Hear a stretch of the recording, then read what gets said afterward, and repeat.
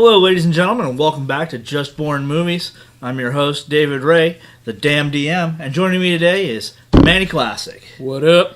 So, Manny, what did we see this week? This week we saw M. Night Shyamalan's Glass. M. Night Shyamalan has once again returned to the pot of Unbreakable and Split to give us Glass, starring James McAvoy with a litany of characters, 24 to be precise.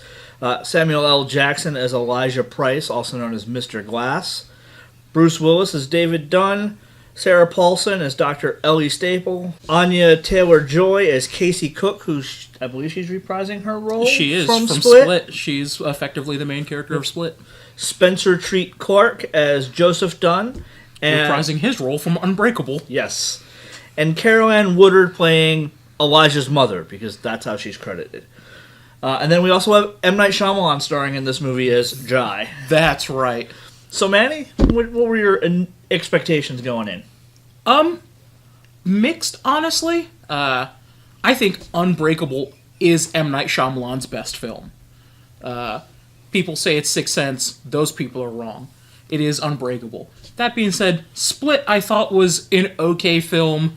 Sometimes a little too serious given the material. So, happy medium somewhere in there going into Glass. The only thing that made me super excited about this movie was the Alex Ross poster. That poster is absolutely gorgeous. Yeah, I was kind of in a mixed bag too. I have actually still not seen Split because it's not streaming anywhere, and I just didn't feel like going out to buy a DVD just to kind of catch up. But yeah, Unbreakable is by far probably my favorite M. Night Shyamalan movie. I think it was very well done, but again, the crowds are going to say Sixth Sense, and well, like you said, they're wrong. Yeah, they're actively wrong because it's Unbreakable, or The Happening because John Leguizamo's in that movie. So, what didn't work for you in this? There's a few things that didn't work for me. Some uneven pacing at some point, I think, hurt the film. I get the fact that it's supposed to be like a comic book movie, but there's some really kind of tropey comic dialogue happening at some points. Oh yeah. Well, I mean, like, apparently at some point throughout the course of David Dunn's heroic antics, they now have a book of comments and one-liners that have been thrown at him. Look, if you're going to write a comic book, you got to make sure that you know what villain monologues they have and what one-liners to toss at you. And apparently I'm going to Salt Bay You is a top choice. Yeah. Will Assault Bay. That's right. Let's be honest, when they explained it in the movie, I was like, oh, right, that guy. Yeah, because he's irrelevant now. I mean... This guy here? Yeah, he had his, 15 minutes, and apparently he's now back, thanks to Glass. That's right. Pacing was an issue for me, too. I felt there were times where, it moved really fast for no discernible reason, and other times it moved really slow for no discernible reason. To be fair, comic books are like that, too. There's occasionally just filler comics, whatever. Yeah, was there anything else that didn't really work for you besides the pacing? Some of the shot selection was weird, especially in the fights. They had this first-person kind of view going on that kept switching between characters. Yeah, it made it hard to follow. Yeah, it made it a little jarring. And I get that, it's supposed to actively be a fight, so it's supposed to be this kind of mesh of body and stuff like that, but as an audience watching from the outside, I think it occasionally did a disservice. I feel that M. Night Shyamalan needs to learn how to film fight scenes if he's going to use them. The fight scenes in Unbreakable were pretty straightforward. It was mostly shoving and a couple of fists thrown. There wasn't anything like what we had here.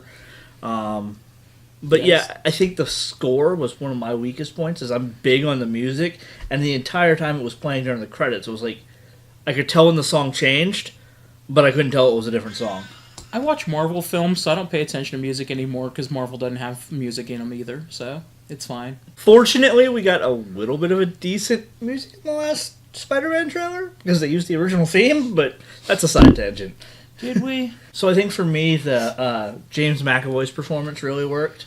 I think we saw on Twitter somewhere somebody said it was basically just a acting practice for him, but I mean, in the thing it says he has 24 distinct personalities. We see probably 8 or 9 solidly in the film. Yeah, and then we kind of get a flashing montage when we get the lights that it's in the trailer. Yeah, I think Bruce Willis and Samuel L. Jackson do well with what they are given.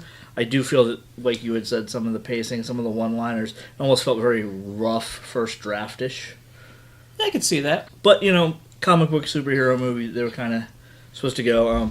Definitely, at the end of the movie, kind of puts a bow, at least on this trilogy of the M. Night Shyamalan cinematic universe. Yeah, that's right. The MCSU. What else are we going to call it at this point? So what did work for you? I think the three kind of main characters, as Mr. Glass calls them, being his mother, Casey, and Joseph. Yeah, Joseph. I think they all play really well, given these kind of side stories that inherently push them to the forefront of the film, without leaning on the fact that it is a superhero film. It's like, okay, superheroes exist, but what does the world around them do? Yeah, what does that mean for the world? Yeah, and we get that through those three characters, who I think are honestly done really well. Yeah, and I think that's somewhat kind of pushed together. Yeah, I think that's something that DC and Marvel and a lot of the other superhero movies kind of shy away from, is that topic of what does it mean for the layman, the everyday person. Did they shy away from it, though, or do we just get a scene of Bruce Wayne crying in the street when a building fell over? Because I think that's what we do in DC films. So outside of the fight sequences, I think, yet again, it does a really beautiful job of kind of playing with its scenery. Like, the mental asylum that they get thrown in is vivid while also kind of being neutral at the same time.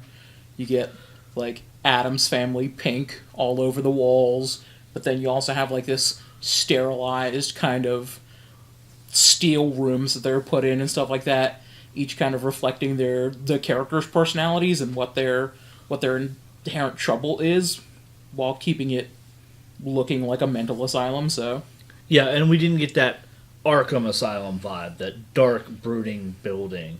We got much more of a palatial estate type of look. It's in Philadelphia, man. Homo Rocky. So yeah, overall, was there anything else that kind of stood out to you, good or bad, for this film? No, I think it's a fine film. Inherently, it might be the weakest in the trilogy. It's either that or Split, but I'm leaning towards this one, probably just because it had a lot of cog pieces that were moving. Yeah, the ensembleness of this movie was not strongly built upon, so I think that's a fair argument. It's probably weaker than... Like, it's definitely weaker than Unbreakable. I mean, yeah. We're putting that at the top of the list. I think we can agree on that. Yeah. I think this movie might be more fun than Split, just because Split took itself kind of seriously, but I think Split is a better movie than this movie. So, any last thoughts on this movie going forward? Do you think people should go out and see it? Yeah, man. Especially if you've seen Unbreakable and Split, I think it ties together what is supposed to be this kind of trilogy in a nice bow. It wraps up some of the loose hanging problems that Split and Unbreakable had after their kind of completion. You get some answers to questions that were left kind of lingering. Pseudo light spoiler, it possibly opens up the ability to get more M. Night Shyamalan superhero movies in the future. Yep. So, definitely this is a nice segue into the superhero movies of the year, because this is our first superhero movie. I think our next one is Brightburn, or it's Captain Marvel, one of the two. Captain Marvel. I don't think Brightburn's till May. Either way, we're starting into our superhero Yeah. lists now, and there's definitely some that are look forward to, and some of them that are being spoiled like crazy. Would you please shut your mouths, Kevin Feige, Audi, etc. for Marvel? Spoiler alerts would be nice. But yeah, I think a light spoiler to say that this puts a bow on this trilogy, but still sets up to go forward if he wants to, especially if this does well. I think that ultimately this movie is still an M. Night Shyamalan film. It still portrays itself that way. He doesn't do anything new or exciting. I did, like you mentioned, some of his camera choices. Like, we see in the trailers, we see Samuel L. Jackson kind of leaning to his side a lot. So when we see from his perspective a few times, we see a tilted camera angle. Mm-hmm. So they did some things to kind of give us the idea of who was speaking or who was being spoken to, but it didn't. Beyond that, there was nothing exciting or anything like that. Set design was good, but nothing over the top. So, Manny, on our scale, what do you think? After everything, I think it's a damn good movie. There's too many flaws to keep it from being damn great, but it is a better than average movie. It is about 2/3 to 3/4 of the movie are, I think, just really enjoyable films, and like I said, there's maybe about 15 or 20 minutes worth of stuff that's kind of fine. And if you're willing to kind of get around those pieces, I think it's enjoyable. Turn your brain off. If you've seen the other two, just enjoy the ride.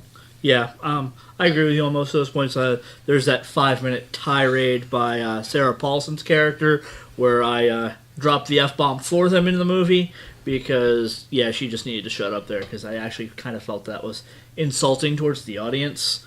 You'll know the scene when it happens. But overall, I think that it was a fine film. Well shot, but not exquisite. Music was kind of boring, and Dubois is making a guest appearance. You get to stay in the film, just so you know.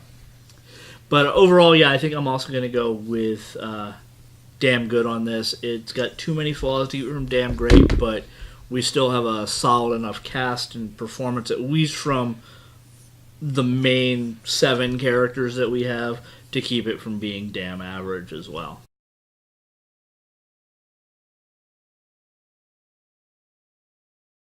So there we have it, a damn good from Manny Classic and a damn good from me. Tune in next week when we get to review Paul's movie that we're on his looking forward list, The Kid Who Would Be King. That's right. That one will maybe even have Joe Tapia or Lawrence join us with Paul to really debate that one.